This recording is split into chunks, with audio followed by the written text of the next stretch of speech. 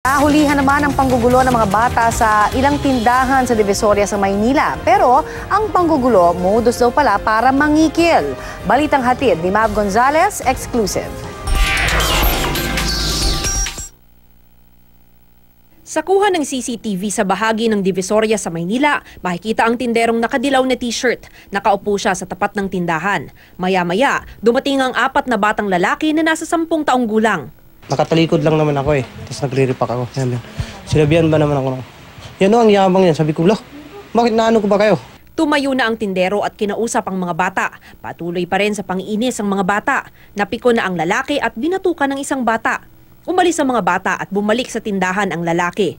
Pero bumalik sa kabilang pasilyo ang isang bata na may bitbit pang bote at akmang mamamalo.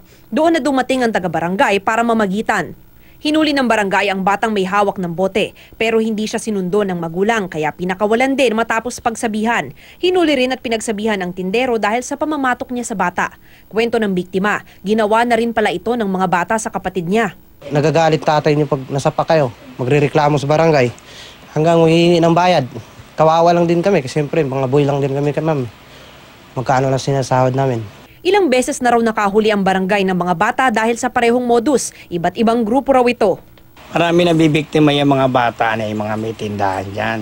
Iniilang nila yung mga tao tapos guguluhin nila, minsan ninanakawan.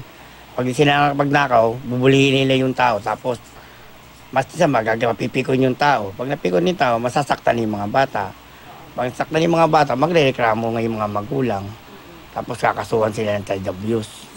Nitong Pebrero lang, parehong eksena ang naiulat ng GMA News sa pareho ring lugar.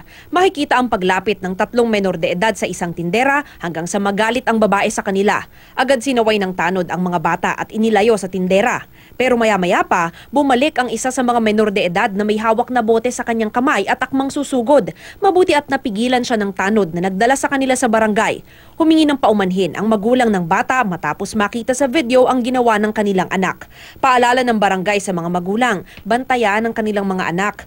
At ika nga, ang pikon ay laging talo, kaya wag na raw pumatol sakaling mabiktima ng ganitong modus. Hayaan lang muna nila yung bata. Tumawag sila ng barangay para sawayin yung mga batang nang bubuli sa kanila. Para hindi sila mabaliktad ng mga batang nang bubuli. Kasi nga, inuulit ko nga yung kaso, mabigat, child abuse, 80 mil ang piyansa niyan. Mav Gonzalez, GMA News.